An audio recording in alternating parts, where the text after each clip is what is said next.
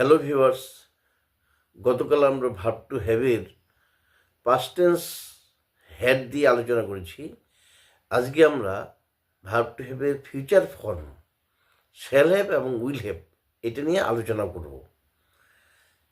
আমরা প্রত্যেকটা সেন্টেন্স 4টা করে টাইপ শিখছি: অ্যাফার্মেটিভ, নেগেটিভ, ইন্টারোগেটিভ এবং নেগেটিভ ইন্টারোগেটিভ মানে সহ। I shall have, we shall have, you will have, you will have, he will have, she will have, it will have, Ram will have, they will have. এবার I shall have মানে কি? I shall have মানে আমি পাবো, অথবা I shall have a prize, আমি একটি পুরস্কার পাবো, এরকম। I shall have a pen, আমি একটি কলম পাবো। We shall have a pen, এরকম ধরনের। এটাকে যদি আমরা নেগেটিভ করতে চাই তাহলে কি হবে?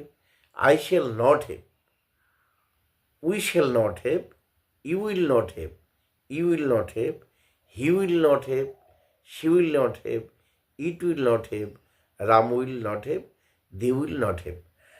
মানে আমি পাবো না, আমরা পাবো না, তুমি পাবে না, তোমরা পাবে না, সেই পাবে না, রাম পাবে না, তার পাবে না। এইবার যদি আমি এগুলোকে ইন্টিগ্রেটিভ করতে চাই, খুবই সহজ। শুধু শ্যাল এবং উইলগুলো সাবজেক্টের আগে চলে আসবে, তাহলে ইন্টিগ্রেটিভ হয়ে যাবে। Shall I have, shall we have, will you have, will you have, will he have, will she have, will Ram have, will they have, এরকম। এইবার এটা যদি আমরা ইন্টারোনেগেটিভ করতে চাই তাহলে কী হবে?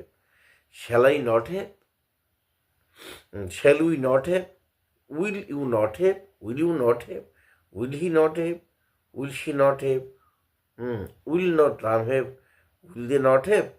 এরকমভাবে আমাদের ফিউচার টেন্সের যে 4 রকম সেন্টেন্স, অ্যাফার্মেটিভ, নেগেটিভ এবং নেগেটিভ ইন্টারোগেটিভ আমরা শিখলাম।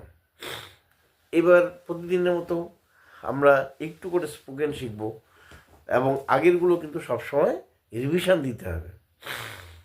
আজকে কতগুলি ছোট ছোট সেন্টেন্স, সাম পোলাইট ফ্রেজেস, সেন্টেন্সেস, ইটিকুইট মানে শিষ্টাচারমূলক কিছু সেন্টেন্স আমরা দিয়ে দিচ্ছি। কিন্তু এগুলো কিন্তু একবার পড়লে কিন্তু মনে থাকবে না, এটা বারে বারে বারে বারে পড়তে হবে। যেমন বলুন, আপনি কেমন আছেন? Hello, how are you? আমি ভালো আছি। I am okay, you are welcome. আমি কি এখানে বসতে পারি? May I take a seat here? আপনি কি একটু সরে বসবেন? Would you please move a bit, would you please move a bit, এরকম। আপনি কি চেয়ারটা টেনে নেবেন? Would you mind drawing the chair? কোনো অসুবিধা নেই, no trouble at all, no problem. এ সবই আপনার জন্য, ইটস অল ইয়োর্স, এটা আপনার অনুগ্রহের নিদর্শন। So kind of you, so nice of you. আমার জন্য ব্যস্ত হবেন না, don't worry, don't trouble about me. আচ্ছা, আমার একটু উপকার করবেন কি? Will you please do me a favour, এরকম। আপনি যদি অনুমতি দেন তাহলে আমি বলি, অ্যালাউ মি টু সে। আপনার সঙ্গ দেওয়ার জন্য কি অনুমতি দেবেন? Would you please allow me to accompany you, would you please allow me. আপনি কি আমাকে অনুমতি দেবেন টু অ্যাকম্পানি ইউ, আপনার সঙ্গ দেওয়ার জন্য? এইভাবে এগুলো কিন্তু একবার দুবার পড়লে হবে না, বারে বারে বারে বারে পড়তে হবে, তাহলেই মনে থাকবে। এবং এগুলো সবথেকে বড় ব্যাপার হচ্ছে এগুলো ব্যবহার করতে হবে। তাহলে ঠিক আছে, ভার্ব টু হ্যাভের ফিউচার টেন্স হয়ে গেল। তাহলে ভার্ব টু বির প্রেজেন্ট ফর্ম হচ্ছে হ্যাভ হ্যাজ। হ্যাভ হ্যাজ মানে হচ্ছে আছে, আর পাস্ট টেন্স হচ্ছে হ্যাড, হ্যাড মানে ছিল। আর আজকে আমরা করলাম future form shall have, will have. মানে আই শ্যাল হ্যাভ মানে আমি পাবো, উই শ্যাল হ্যাভ মানে আমরা পাবো। এইভাবে আমরা শ্যাল হ্যাভ উইল হ্যাভও শিখলাম এবং কয়েকটি স্পোকেনের জন্য কয়েকটি সেন্টেন্স আমরা শিখলাম।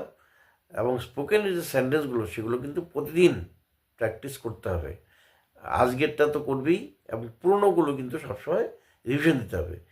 একটি ভিডিও মাত্র 5 থেকে 6 মিনিট, তার কাজেই বেশি সময় লাগবে না, একটু একটু করে পড়লেই কিন্তু হয়ে যাবে এবং ভবিষ্যতে ইংরেজিতে সমৃদ্ধ হবে।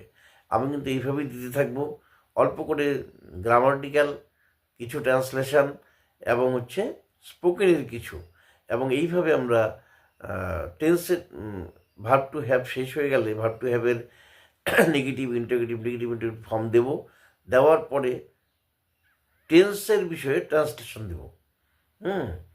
দেওয়ার পর তারপর আমরা ভয়েস শুরু করব, কারণ টেন্স ভয়েস ন্যারেশন ভালো করে না জানলে ইংরেজি কিন্তু একদম শেখা হবে না। তারপরে আমরা উন্নততর জায়গায় যাব, ইন্টারচেঞ্জ অফ পার্সেস পড়বো, সিঙ্গুলার পড়বো, ফ্রেজাল ভার্ব পড়বো, সব পড়বো এবং সঙ্গে সঙ্গে অল্প অল্প করে স্পোকেন করব। থ্যাংক ইউ, আজকে এই পর্যন্তই।